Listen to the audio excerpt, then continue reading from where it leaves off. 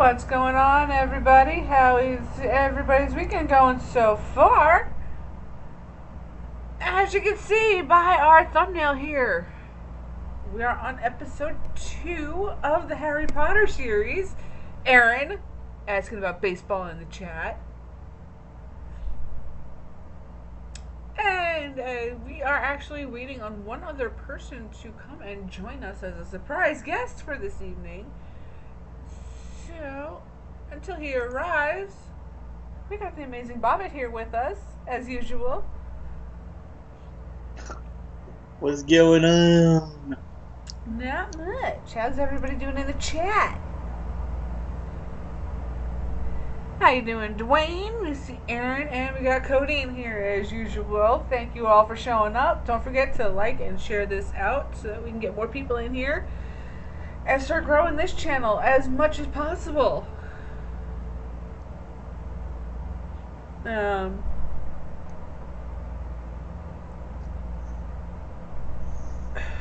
We try being pregnant, Aaron. Just saying, dude.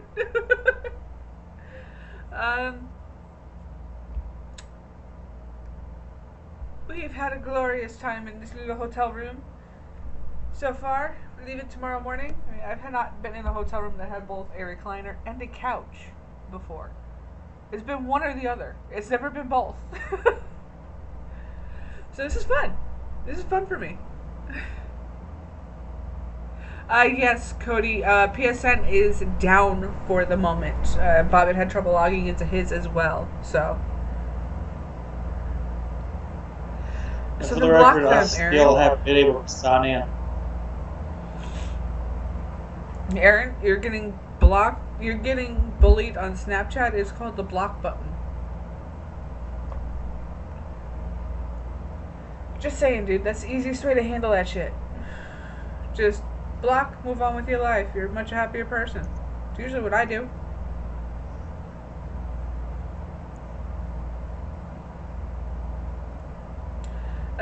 I'm not home to tell you, Dwayne. I don't think we have had any problems. So moving on here a little bit, we'll take this step by step. With last week starting this whole new channel off, and that first video for the first Harry Potter movie. I cannot talk today, folks, yet I'm the one hosting tonight. Well, we're fucked.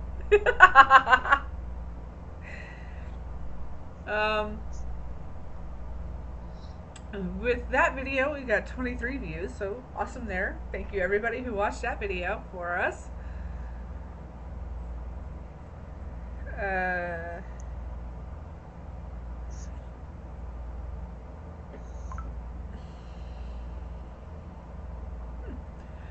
My tattoo artist just joined Snapchat, so that's fun. The random things you see pop up on cell phone alerts. I know, right?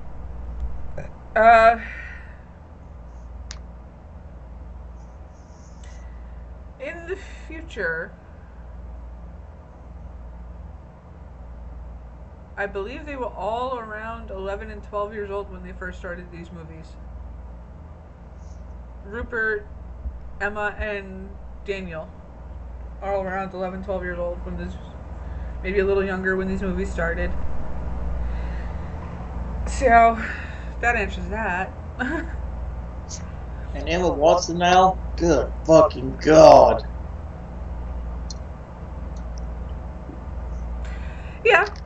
Yeah, she's pretty now.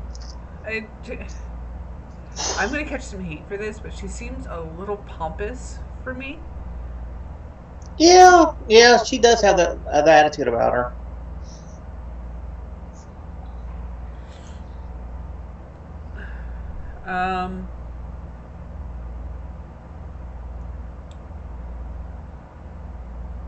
I will say this though, Neville Longbottom. Talk about a late bloomer. Holy crap. Yeah, I've seen his pictures recently. And for him to make that jump to go from Harry Potter to he's now doing detective series over there on BBC. Mm-hmm. It's just wow. But like, I like that for him though. At least he's not doing drugs. Exactly, and Draco Malfoy, he was part of Planet of the Apes reboot. Awesome, awesome. So they're all doing absolutely wonderful for themselves. Of course, Daniel Radcliffe being the center of attention of those movies, he has been more in focus with the media. So we know a little bit more of what he has done. Yeah. And unfortunately, some of the Harry Potter members died. Unfortunately, yes. Yes. The original Dumbledore actually died before the series, before they even got to this second movie, Chamber of Secrets. Oh, yeah, that's right. He did die, didn't he? Yes, so they had to change him. They had to exchange him with Michael. I can't remember his last name.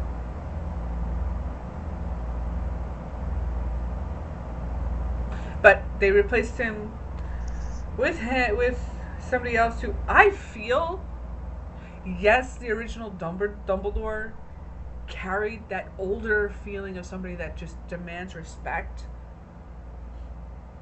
But I feel the Dumbledore they replaced him with was more believable as far as the character that was in the book. Mm-hmm. For those who read the book, anyway. And yes, Erin, I know she played Belle in the live-action version of Beauty and the Beast, but the only other person I could have seen in that role would have been Emma Stone. So,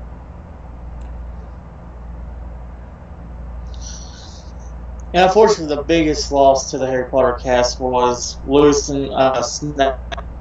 Well, yeah, Snape. Right. And of course, Alan Rickman. Yes, of course. He did so well with that character, Professor Snape, that you despised this guy at the very beginning. And then you grew to love him. And then you hated him again for the last movie. Yeah. you sat there. You saw some of the things change because you saw the bullying from Harry Potter's father and Sirius and Lupin and Peter Pettigrew.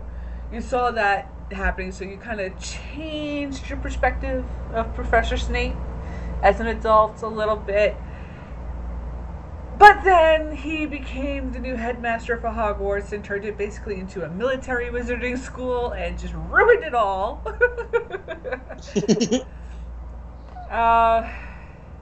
And then, on top of that, he fucking sits there, gets bitten by the snake, and reveals a new memory, and then you just love him all over again. So he did so well with that character. And any character he ever portrayed, from the Die Hard days, because he was in Die Hard, folks. If you don't remember, he was Hans in Die Hard, the very first Die Hard movie. I'm sorry, the second one. I have to sneeze. Oh, but I believe we are approaching the 3-year anniversary of his death, Aaron. Yeah, unfortunately. Yeah. It was stomach cancer that he passed away of. So.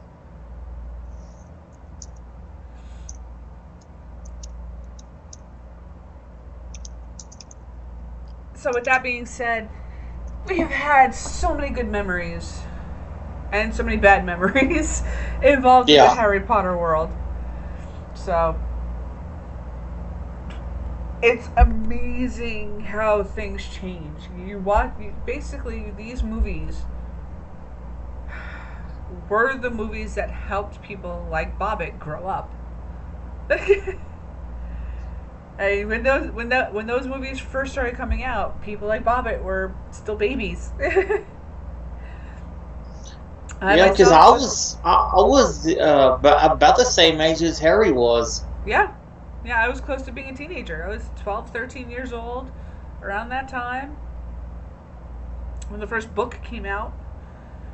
And then 2, 3 years later, the movies started coming out from there. So as a teenager, I watched those movies growing up myself. So, yes, it does, Aaron. That's all. The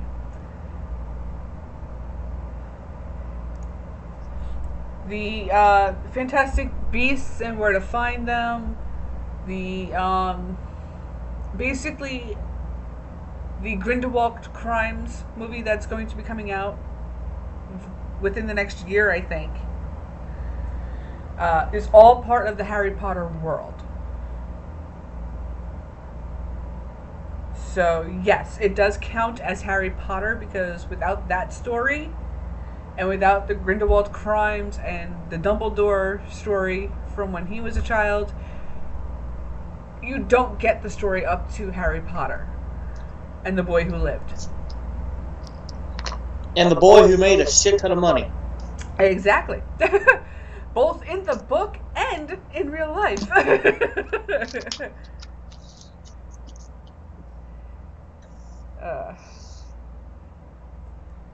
I am seeing some lag here, so you'll have to forgive us for that, guys. That's hotel internet for you. Unfortunately. Which in my case, it makes mine better for some weird reason. Yeah, right now, yours is the better internet. It's because it's more stable, I guess. Well, hell, when I was at that hotel, I actually had HD video. Yeah, I know.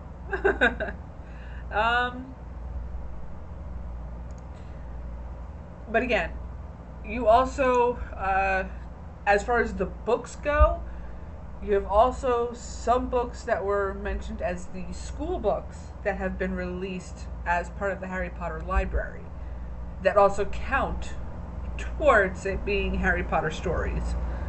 So,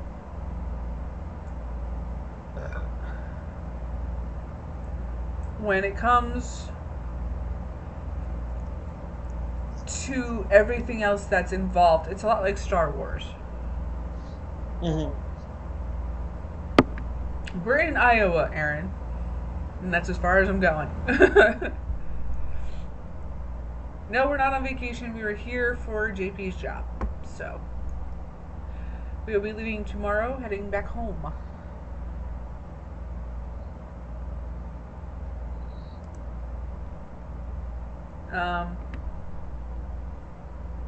Any word from our special guest just yet there, Bobbitt? Hey, I'm gonna try to get a hold of them. Alrighty. I don't want to start delving into this movie and then have it be that we're done discussing the topic and the special guest arrives. Last week we went over the first movie, as of course is the proper way to do things. We were going in order. For when it comes down to the last movie, however, that was split into two different movies. We can sit there and do two separate episodes for part 1 and part 2 of the Deathly Hallows. Or, if you would like in the chat, we could sit there and do it as one big episode and have it be all of the Deathly Hallows. So, whatever y'all want. We will leave that decision up to you folks out there in the chat and anybody else who watches this video on the rewind. Just leave a comment below, let us know, and we'll go from there. Because it could definitely be fun to do two separate episodes. Kind of leave you on a cliffhanger towards the next week. Or we could sit there and do a longer discussion of just one whole thing. Just lump that whole movie together. Either way, it'll be fun.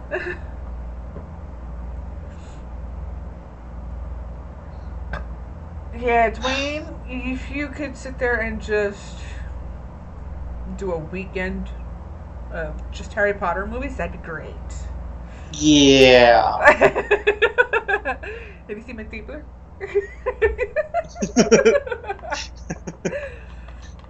Just a little throwback to what Behind the Reels used to be.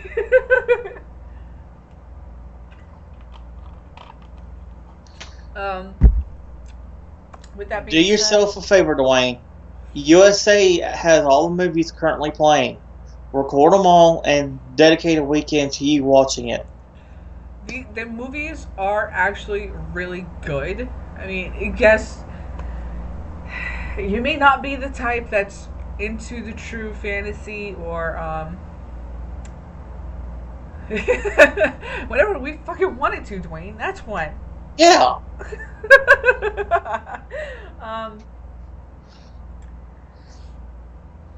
this movie is strictly a fantasy movie. I don't know. I don't really pay attention to Freeform. Um, I don't either. It's stupid. But most recently, USA and Sci-Fi jointly played the entire series, from the first Harry Potter to the last Harry Potter. So, Alrighty, the special guest said he just got home, be 5 or 10 minutes. okay, awesome.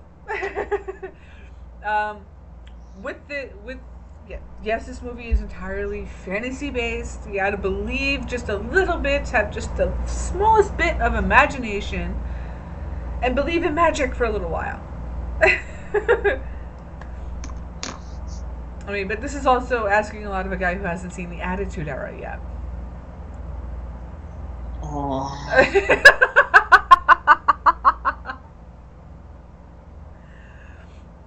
Yeah, we're going there. We just went there. So, I'm just saying, as somebody who's read every single one of the books, except for one yet, I have not yet read Harry Potter and the Cursed Child. I do want to read it. I have to get my hands on a copy of it first. It's really good. Gee, Dwayne, what was your first hint? Slightly. But it's all out of love, dude. It's all out of love.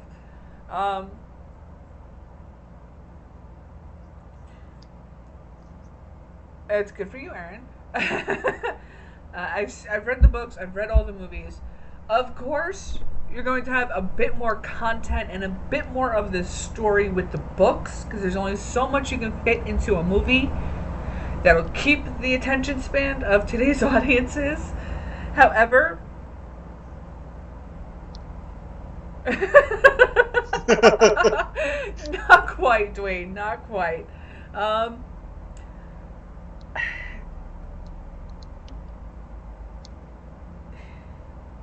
I did enjoy the books a bit more than I did the movies, but again, when it comes to the movies and people's attention span, production companies have to go with content and material that they feel are going to produce the best product for them. So some things from the book are left out. Certain things are done differently than what they are in the book to shorten that experience, but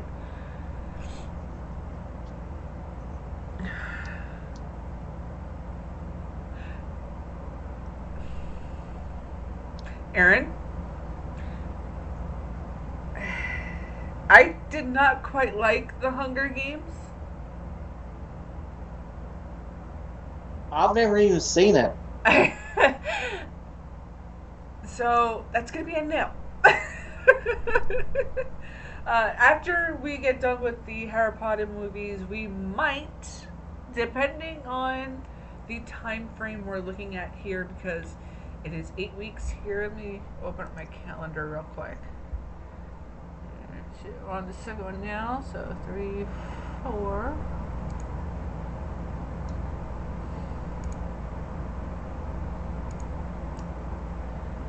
Three, 4, 5, 6, 7. And that'll put us right into September.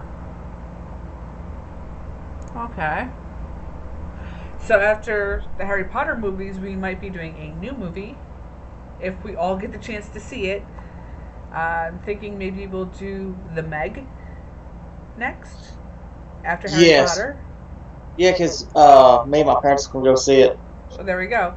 For those of you who don't know, because it's Shark Week going on, and I'm a huge shark fan, I am dying to see this movie, as is JP, so we will be going to see it once it comes out, once we have the time to go see it.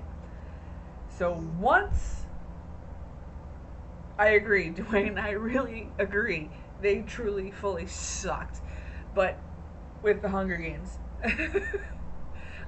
They do have books for the Hunger Games that I want to read, just like with Game of Thrones. There's a 7-book series that I want to read. So, The Meg, yes, it is basically a what if movie. That is a movie that is what if the megalodon, which is the ancient version of the great white shark, did not go extinct and still lived in our oceans today. So, You know what's funny about all this? what's that, Bobbitt? My parents are gonna go see it right before they leave for the beach. Oh no!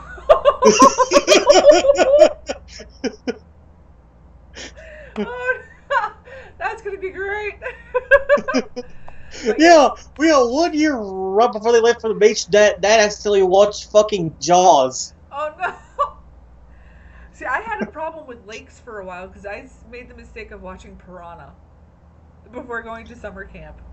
Oh no! So I had a problem going in the lake.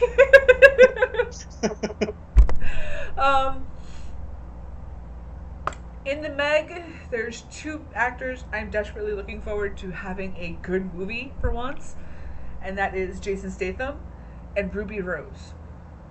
Ruby Rose was fucking fantastic in Orange is the New Black. So putting her in the scientific role this time should be interesting, so. Okay, have fun with that, Dwayne. But yes, when we are done with the Harry Potter series, we will be reviewing The Meg for you folks out there. It's going to be fun. And of course, our special guest has arrived. We have Trekopedia with us now. And he's on camera. Yeah. Are you muted? Hey folks, how's it going? There we go. So, now we can get on with the episode here. Harry Potter Episode 2, Chamber of Secrets. The movie where we learn that not only is Harry a little more gifted than we first expected, but he's also a parcel tongue. Ooh. For those of you who don't know, a parcel tongue is a person who can speak the language of the snakes. Which is why he would have been perfect for Slytherin House rather than Gryffindor. From the first movie with the sorting hat. So,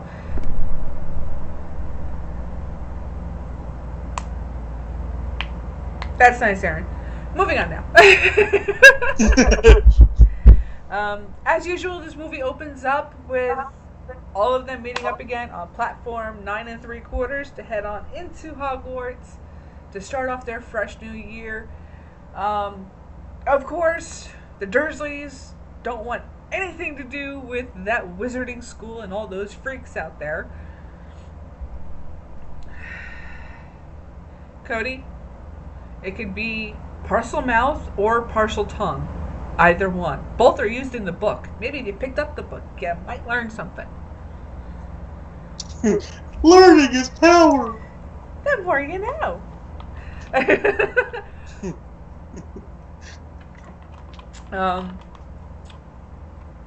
When it comes to the Dursleys, in this episode, they didn't quite go to the extremes of keeping Harry away from it that they went to in the first episode. However, they're still extremely disapproving. And in the book, it is mentioned that Harry does not tell them that he is not allowed to use his magic in the regular world amongst the regular humans. So, that's how he's able to keep Dudley under control. It changes certain dynamics within the house. However, he's still bullied by his own family and it's blah blah blah. But he gets back over to Hogwarts. They start out a wonderful new year. And they get a new teacher. A new Defense Against the Dark Arts teacher. Bobbitt, you remember this one's name? Oh my god, it's been years. You're gonna have to say it, because I completely forgot. It's the incredible and most adventurous Professor Lockhorn. With the charming smile. Oh, I forgot about that crazy idiot. So, yes, this is the episode where we get the complete dunderhead celebrity as a teacher. Yeah. Oh, and there's really no way to explain this guy. Yes, he exaggerates stories for the books he wrote to get fame and notoriety. However, you then get the Ministry of Magic appointing him as the Defense Against the Dark Arts teacher, and yeah. It doesn't end up so well. It does not. It fails miserably. Not only does this guy not know a damn thing about any of the monsters they're supposed to be teaching about for protecting against, but he's getting outsmarted by Hermione Granger, which this is only her second year. Yeah. It's just, why? And don't get me started on the dueling club. What the fuck? Oh, God almighty. I mean, I understand perfectly having Snape as part of that. But Professor Lockhorn doesn't know shit. Other than obliviate. Yeah. Hey, what's your input so far, Trek? The guy's an idiot. Yeah. But I understand that they had to do it to progress the story, to get you to understand that, yes, Harry Potter can speak to snakes. But this is also as the strange things are really starting to happen. You're going back to the Professor Falcon thing. They could have just went to Diagon Alley and chose somebody like, you're gonna be the Defense of the Dark Arts teacher. Basically. I mean, Oleander, the wand vendor. There you go. Yeah. Yeah. At least he would have had a chance. Exactly. But it's right about this time that, of course, Harry Potter, Hermione Granger, and Ron Weasley are back on Hogwarts grounds, so strange things have to happen. Yes. First, we get the writing on the wall. The chamber has been opened. The Half-Blood Prince has returned. What's going on here? And of course, the first person we catch with this writing is Ginny. Ginny Weasley. Who seems very confused and hightails it out of there when Harry and them tell her to leave. And of course, there is poor Mrs. Norris, petrified, as it's presumed it is her blood that's used to be written on the wall. I would say a period joke here, but I'm not. It's very good that you're refraining yourself. And then from there, the next incident we get is another first year. And Harry's little fanboy, I forget what his name was. Trek, can you help me out with that?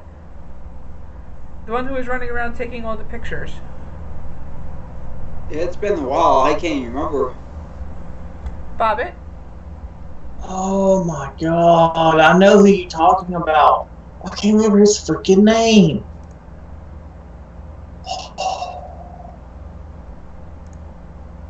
Fuck. Hang on, I'll look it up. Okay. This is why God gave us Google. Exactly. And thank you for stopping in, G-Well. It's always a great pleasure to see you. He's the next one to become petrified and found in a hallway with the message of, again, the chamber has been opened.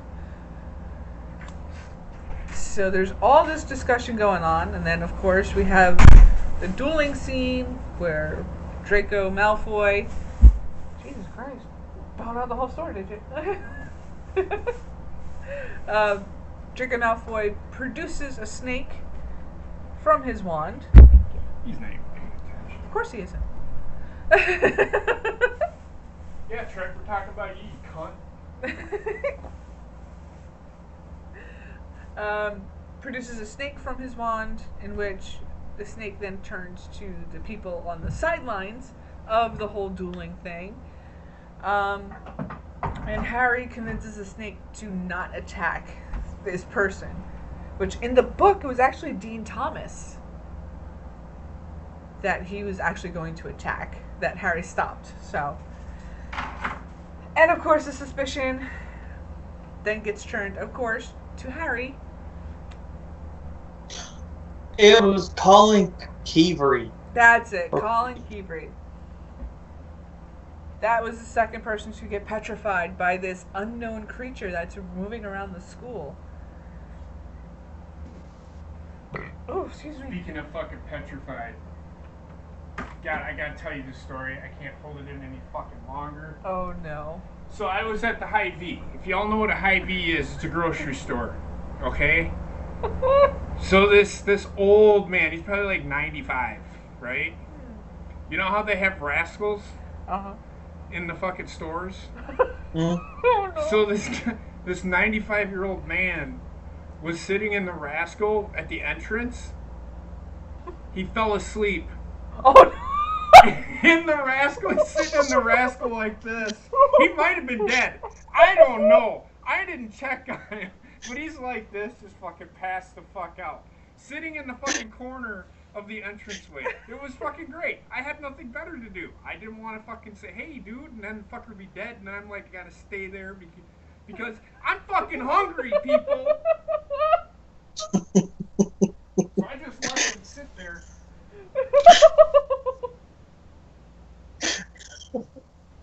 Sorry, I just had to tell that story real quick. I love you all. Talk about being derailed.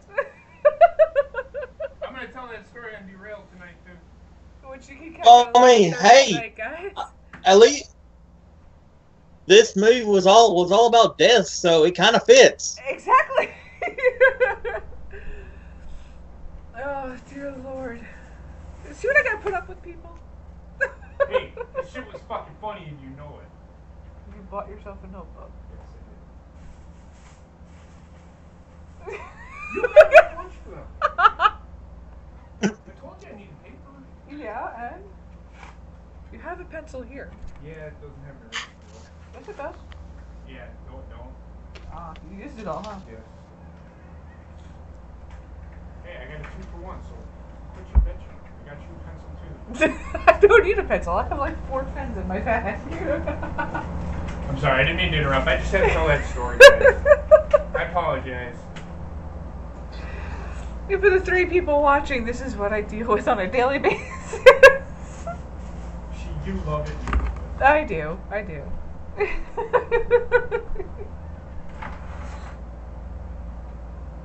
I mean, between that and just look at that ass. That's all. Who cares about his ass?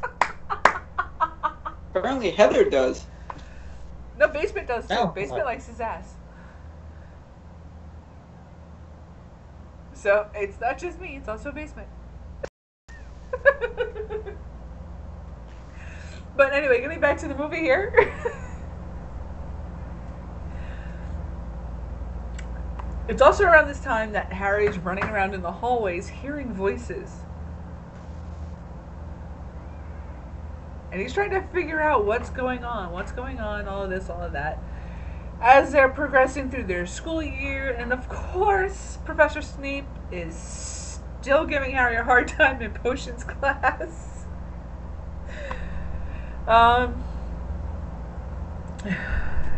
And we get to their Christmas vacation, or just before their Christmas vacation, and major tragedy. The first major tragedy to have ever hit the trio hits the trio. Hermione Granger is the next one to be petrified. Yep. So that's the biggest problem to hit this trio since they started Hogwarts. Harry notices that there's something in Hermione's hand, and of course it's a page from a book from the restricted section of Hogwarts library, and it's a little excerpt about basilisks. And let's be honest, it's where they keep their secret porn stash too. Yes, of course. It's also within this movie that Harry Potter stumbles across a certain artifact, a magic diary. It's not a magic diary, it's a map, isn't it? Yeah. I remember the Except game Harry, on where you went on out the GameCube. You had to use a magic cloak to actually sneak into the library and steal that. It was fucking hard. I know.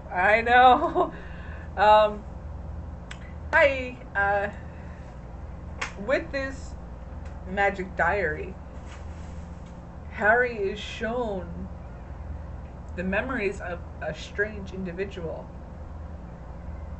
involving Hogwarts past, going as far back as to when Hagrid was a student. And somehow, perhaps, Hagrid being the one behind not only the Chamber of Secrets, but the deadly creature within being released as well in the past. Trying to lead Harry on in that direction. So it makes people start to wonder about Hagrid. What are you doing? Oh, I want to say something here about the beginning. Go right ahead. My favorite part about the beginning was when they got inside that car and they crashed into that fucking tree. The Whomping Willow, yes. And then, of course, the newspaper's rolling out a flying car. Yeah. And that's the first time we bear witness to the very special letter that Ron gets, called a howler. I thought that was in the first one, it wasn't. No, it's the second one. It's just the second. I know.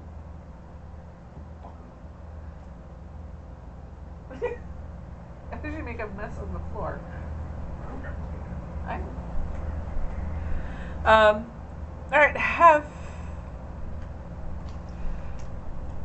fun, Aaron. As long as you subscribe to the channel, I don't care. Troll the channel. Hey, at all least you he's want. honest.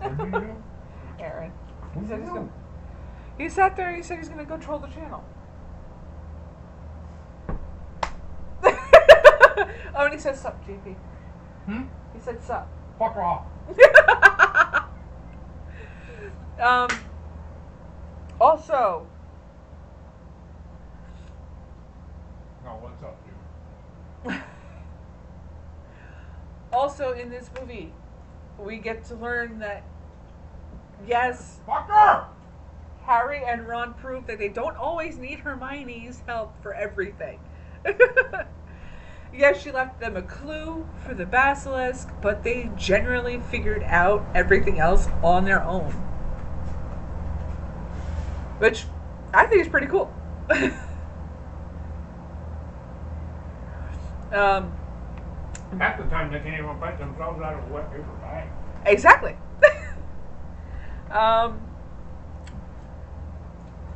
My favorite part of this movie, though, is towards the end when Harry's actually fighting against the basilisk. Yes. And, of course, Fawkes, this being the first time we actually see the entirety of Dumbledore's office. Mm-hmm. And between with the Sorting Hat, the past headmasters, portraits all over the walls, Dumbledore's familiar, which is actually a phoenix called Fawkes. Or Fawkes, if you have that perverted of a mind. Exactly.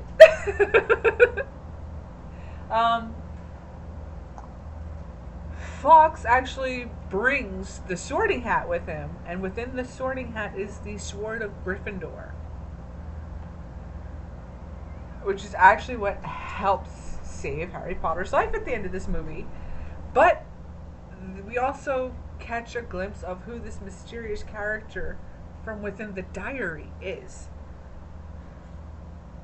Now, with that, we have Tom Riddle. Mm-hmm. Or Thomas V. Riddle. And for those who are good at word games, you jumble those words around, the name around, and you get Voldemort. Lord Voldemort.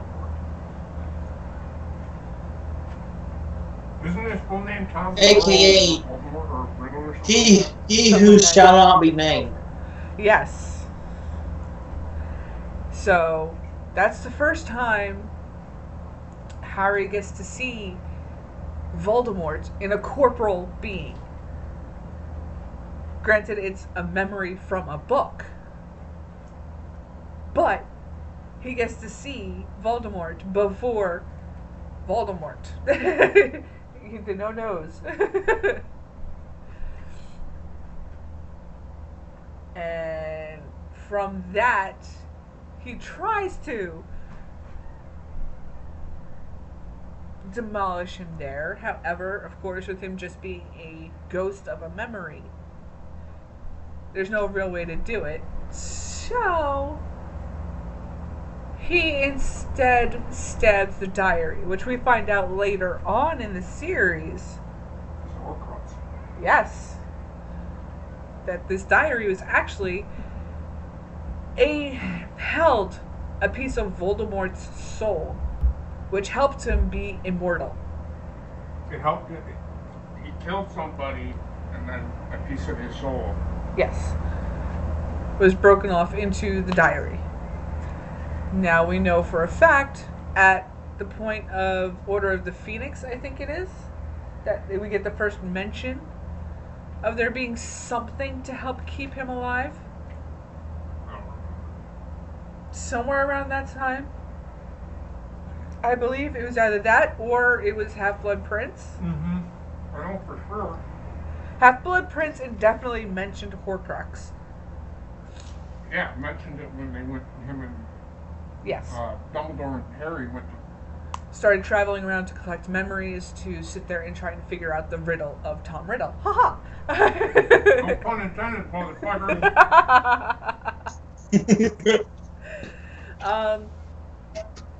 So with that, you have... But I believe it was within Order of the Phoenix that there was mention of there has to be something to help keep this guy alive.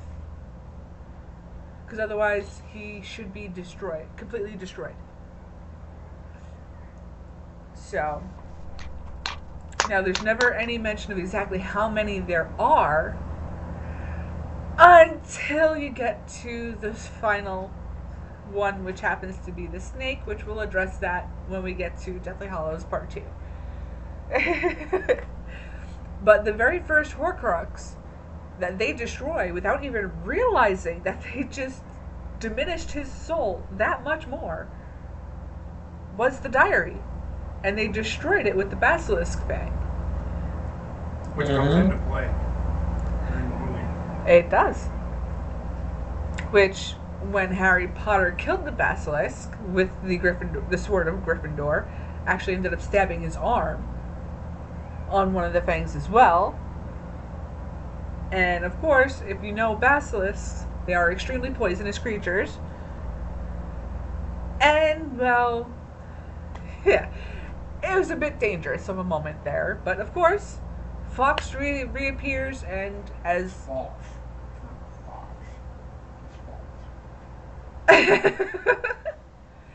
I'm going... Or Fox. I'm going off of how Dumbledore pronounced it. Yeah, there was no in here. No, there isn't.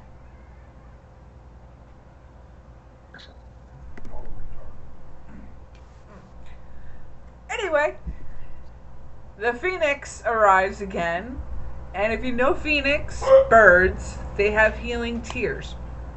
Be angry. I'm not going to be angry because I'm going to prove you wrong again. Whatever.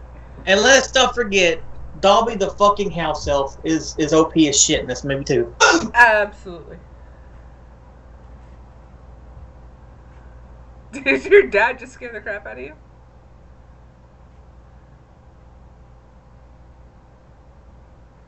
I think he became Think petrified. so. And thank you for subscribing, D's Nuts.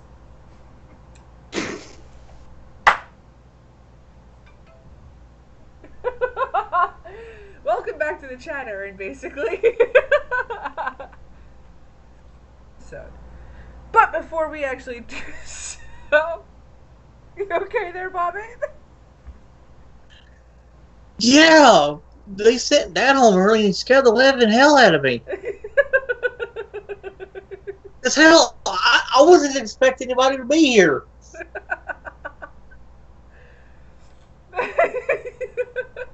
Now, Bob had mentioned his favorite part of the movie, which was the very beginning with the flying car. What about you, Trek? That and the basilisk fight, too. Yes. Yeah. What's your favorite part of the movie, Trek? The Green Lantern shows up. I love the flying car part. That's probably my favorite one.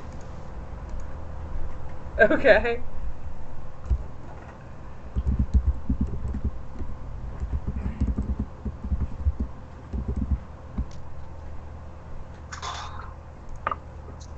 Yeah, they told Dad they had nothing to do, so they sent him home. Right.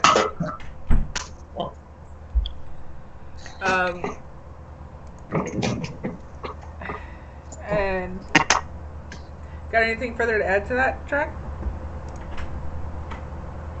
The Indian battle was really cool. I like that. We were talking about the celebrity. I like that it was Kenneth Branagh. I've been a fan of his for a while. He's a really good actor. I like him. What was that, Trek? I'm sorry. I was just proving a point to JP. It's okay. I was like, I like the Indian battle where he fought the basilisk. I like the part where I like the fact that the celebrity was played by Kenneth Branagh. I've been a fan of his for a while, so.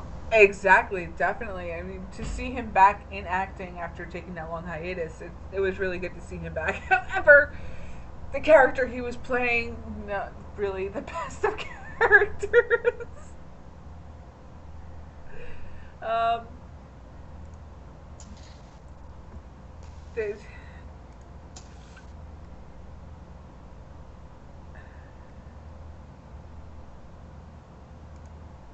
When it comes to this movie, it's Bobby. You said this one was your most favorite out of the series, right?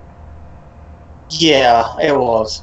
Order of the Phoenix is actually my favorite, and despite the fact that Sirius dies, it's where you actually see them being treated more like adults, in a way, and being trusted more.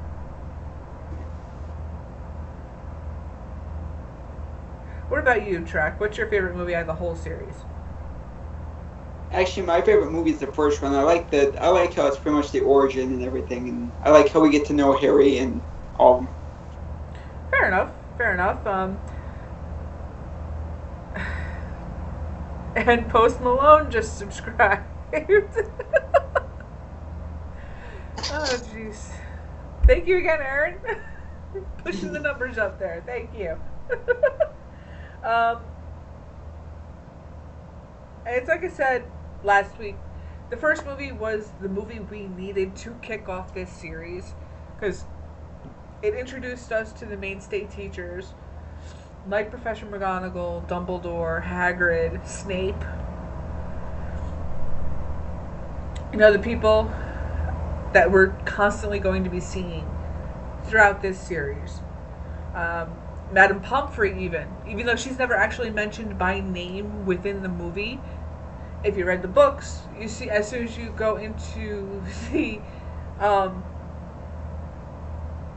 the medical wing, the hospital wing, you know Madame Pomfrey is going to be there if you read the books. So, speaking of which, a scene that was not discussed in this movie was the second ever Quidditch match that we get to see on the big screen. Yes. Where Harry yet again catches the snitch, falls off his broom, and breaks his arm. And of course, Professor Lockhorn completely gets rid of every single bone within Harry's arm. Yeah, I know, right? It was like a wet noodle. Oh, he was so lost. He was so lost. How was he a teacher? And then, of course, you got the detention scene where Harry is signing all of those pictures of Professor Lockhorn to help him catch up on his fan mail. There's so many different scenes involving Professor Lockhorn. That is just funny as hell. But the very end of this movie, the very, very end of this movie, I feel is one of the best endings for the entire series. Mm-hmm.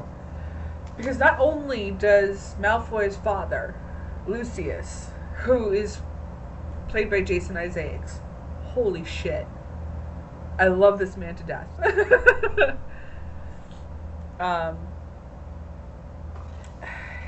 Not only do we get to see him put in his place because of the fact that he's the one that gave the diary to Ginny in Diagon Alley, but he's also tricked into giving Dobby, the house elf, a piece of clothing so that he's set free. Yeah.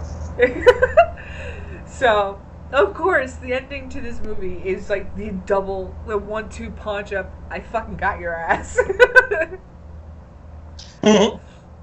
Which is basically, this is the movie that starts it off to let you know Lucius Malfoy is not a good guy. No matter how you look at him.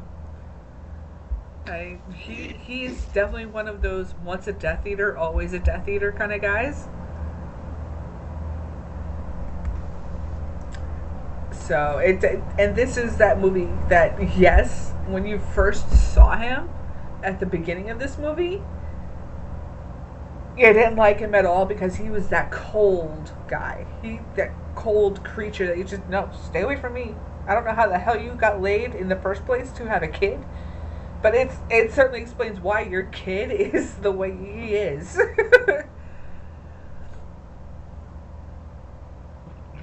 So, and thank you, Snoop Dogg, for subscribing. Oh, shiz, my nizza. Oh, Jesus. We all gonna need some umbrellas for some drizzle up in here.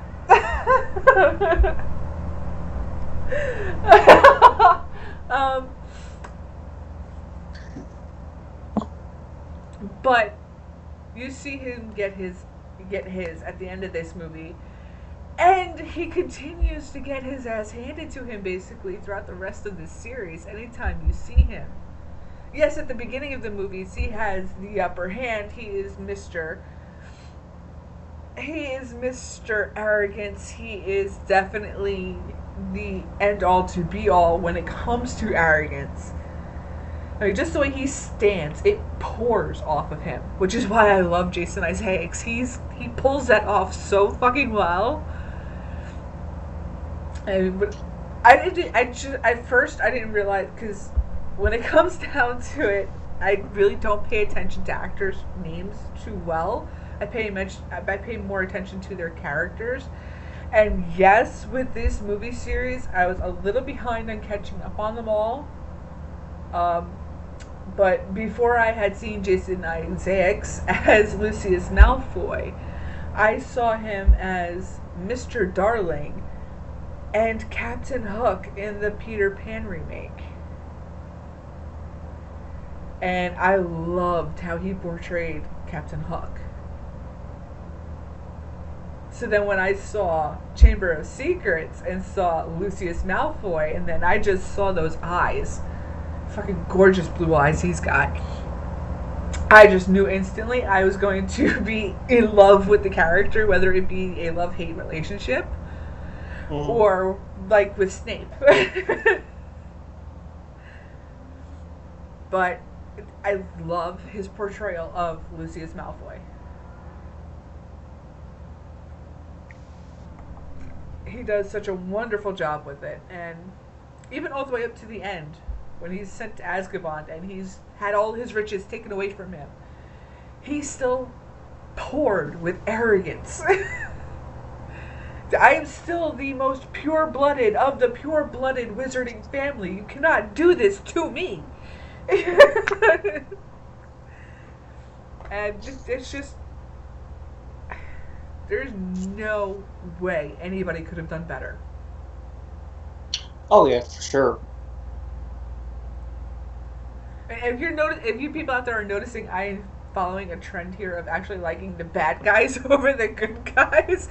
Yes, it is a trend. I mean, I wanted Maleficent to win. Oh, wow. That was before Angelina Jolie portrayed her. I mean, she was my favorite of the Darkest Queens. I mean, she turned into a dragon, for crying out loud. Come on. Thank you for subscribing, James Ellsworth.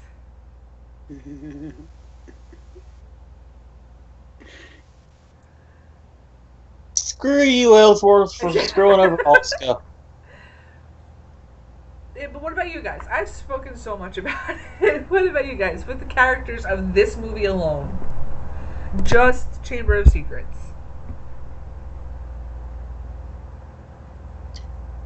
Did you want to go Trek, or do you want me to? You can go ahead. I don't mind. No, you can go. Okay. Well, I'm not a big Spider fan, as you guys know, Bob. No. And stuff but I was like, holy shit. And he's been a favorite of mine too, and I'm like, he's the only one I could see actually doing the voice of a giant freaking spider and scaring the shit out of me and still enjoying it.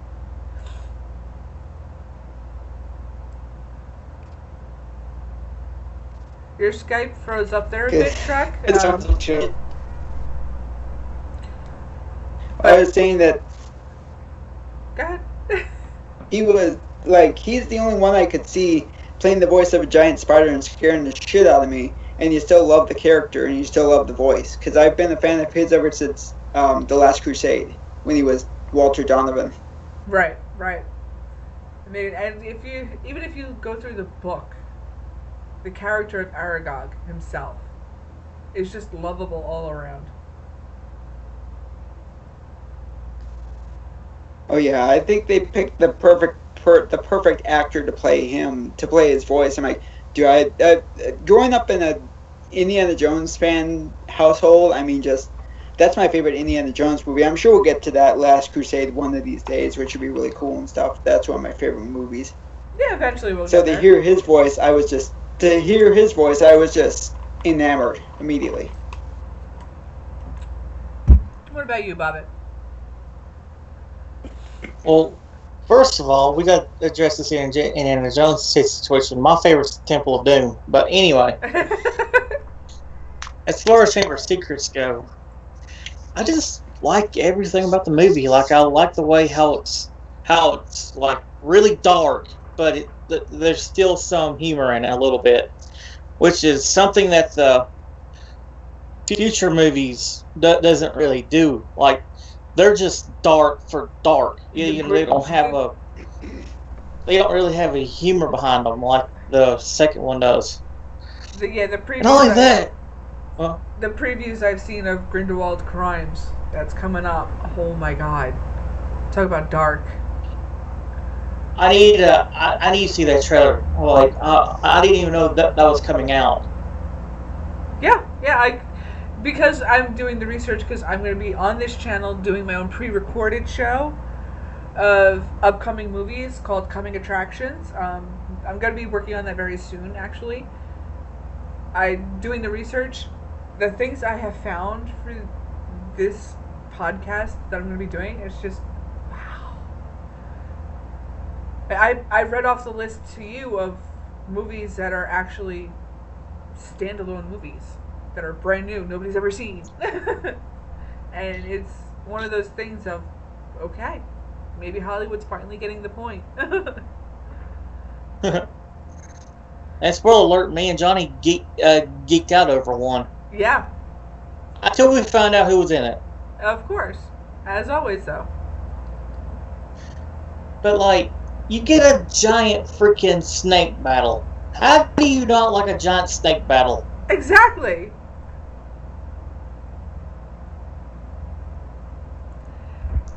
But from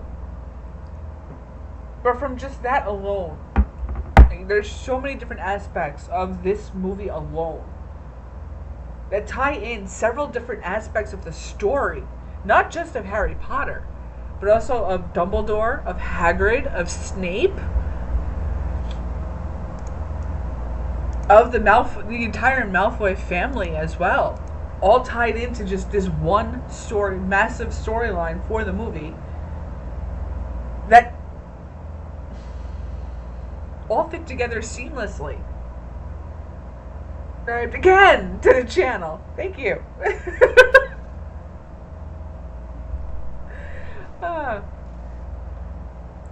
But with that all being said, I think we've talked this movie to death.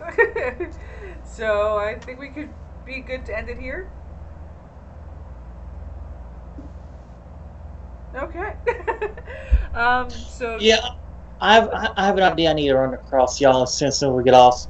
I just thought of it. Okay, not a problem.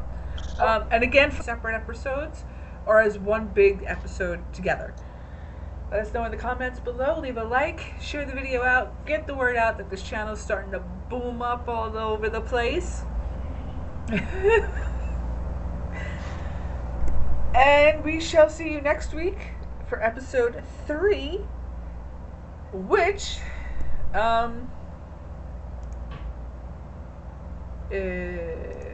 was the Prisoner of Azkaban. Yes, where we finally get to meet Padfoot, or as his birth name is, Sirius Black.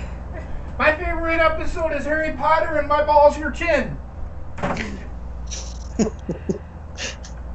And with that being said, y'all have a great night. We shall see you same time next week. Suck my dick, motherfuckers! Or we may possibly start the show a little later so that Trek can be here along with us as well. We'll discuss that, and we'll discuss that on the Skype call once we're done here. That's how you troll Aaron Reed, you fucking cunt. Anyway. Eat my shit! Yeah, I can do that. I'm in a fucking hotel. I'm not at home. Well, you'll be able to do it soon because we'll be moving soon. So. Well, I ain't gonna be fucking. Depending on whether or not it's a complex. If it's a complex, I ain't gonna be able to fucking run around screaming like a fucking banshee. And from what I said in the ad, it was. You guys have a great night, and we shall see you later on the Derailed, the Derailed podcast. Starting up tonight, shortly after the Foulmouth Nation episode of Insomniacs, which will be on in just about 20 minutes now. I took a 12-inch poop. Have a good night, folks.